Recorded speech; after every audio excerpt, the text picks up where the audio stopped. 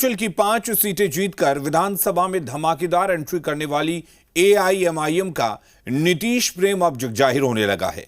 NDA के खिलाफ जीत दर्ज करने वाले ओवैसी अब नीतीश कुमार को समर्थन देने का दावा कर रहे हैं। ओवैसी के विधायक भी जेडीयू को समर्थन देने को तैयार हैं, जिस पर कांग्रेस ने सवाल उठाया है। कांग्रेस की दलील है कि ओवैसी की पार्टी बीजेपी की बी टीम है। अब यह साबित हो गया है।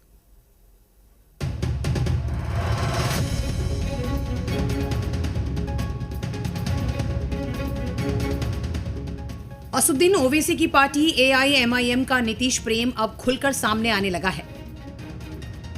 8 दिसंबर को ओवैसी की पार्टी के नवनिर्वाचित विधायकों ने पटना में मुख्यमंत्री नीतीश कुमार से मुलाकात की।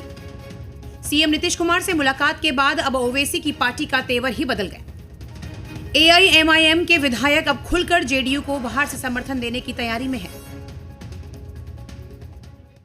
बाहर अंदर कुछ नहीं होता है, हम नीतीश जी के साथ हैं, बशर्ते सीमांचल और किशनगंज के साथ नजरअंदाज ना करे। नीतीश जी के साथ हूं, ओपन हूं। देखिए, सबसे बड़ी बात है कि अगर ऐसी जरूरत पड़ती है तो हम किसके साथ हैं? हम तो हैं उनके साथ। हम लोग, हमारे सदर बिहार जनाब अख्तरुल साहब ने भी कहा है, अख्तरुल साहब ने भी कहा है कि भाई अगर ऐसी जरूरत पड़ती है, नीतीश कुमार साहब को हम लोगों की जरूरत पड़ती है तो हम हैं उनके साथ। सीएम नीतीश कुमार से मुलाकात के बाद से एआईएमआईएम के विधायक मुर्शीद आलम भी मुख्यमंत्री नीतीश कुमार की तारीफ में कसीदे पढ़ रहे हैं। मुर्शीद आलम तो नीतीश कुमार को अपना राजनीतिक गुरु बता रहे हैं। कहीं न कहीं एक पहचान तो बिहार में मुझे वो दिए हैं और हमेशा उसके कार्यों से मैं प्रभावित रहा हूं। और मैं 5 बार का विधायक भी, मुखिया भी था। अभी मैं रिजाइन करके आया हूं। वर्तमान में हम लोग 2 आदमी मुखिया थे, हमारी पत्नी भी मुखिया थी। इसलिए हम कहीं न कहीं उसके कार्य का हमेशा सराहना की है। वो राजनीतिक गुरु भी है।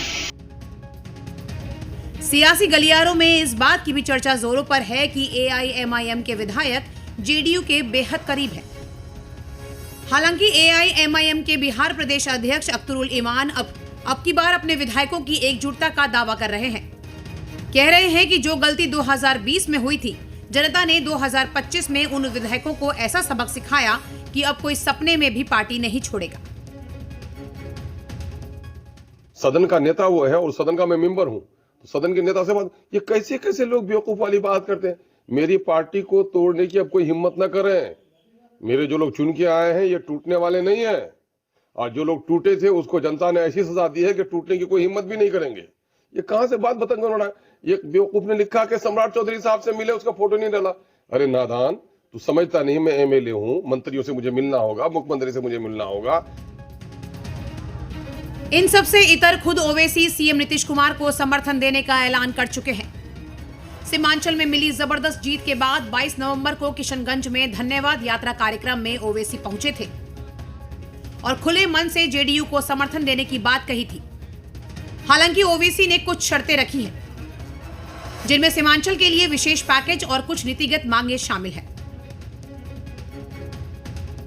पटना में नीतीश कुमार की सरकार है, बिहार की जनता ने उनको इख्तियार दिया है। हमारी तरफ से हम उनको पूरा ताउन पेश करेंगे, बशर्ते कि वो सीमांचल की जनता से इंसाफ करें, यहाँ पर फिरका परस्ती को बनने ना दें। और इंसाफ अगर जब बात मजलिस करती है तो सिर्फ मुसलमानों से नहीं, बल्कि सीमांचल की सरजमीन पर हमारे हिंदू भाई भी रहते हैं, दलित भाई भी रहते हैं, आदिवासी भी रहते हैं। वहीं कांग्रेस विधायक कमरुल होंदा ओवैसी को बीजेपी की बी टीम बता रहे हैं। पूछ रहे हैं कि मुस्लिम का बेटा सीएम बनेगा, इस नारे का क्या हुआ? ये भारतीय जनता पार्टी का बी टीम है। यहाँ पर आकर के लोगों को बरगला करके इन्हीं लोगों ने आवाज दिया था इस सीमांचल से कि मोहम्मद का बेटा मुख्यमंत्री बनेगा, उप मुख्यमंत्री बनेगा। उप मुख्यमंत्री पर अब नहीं मानेंगे। इनका बड़ा लीडर जो है बैरिस्टर असदुद्दीन साहब कह रहे थे कि अब हम मुख्यमंत्री पर मानेंगे। यहाँ के लोगों को इस तरह का बहलाकर, धोखा दे करके इन लोगों ने वोट लेने का काम कर लिया। ओवैसी के ऑफर के बाद एआईएमआईएम के विधायकों का मुख्यमंत्री नीतीश कुमार से मुलाकात, अब खुलकर समर्थन देने की बात, यानी अंदर खाने बहुत कुछ चल रहा है। हालांकि जेडीयू की तरफ से अभी तक कोई आधिकारिक बयान नहीं आया है, ना ही समर्थन पर, ना ही एआईएमआईएम के विधायकों के जेडीयू में शामिल होने के शगुफे पर। किशनगंज से अमित सिंह के साथ ब्यूरो रिपोर्ट, जी मीडिया।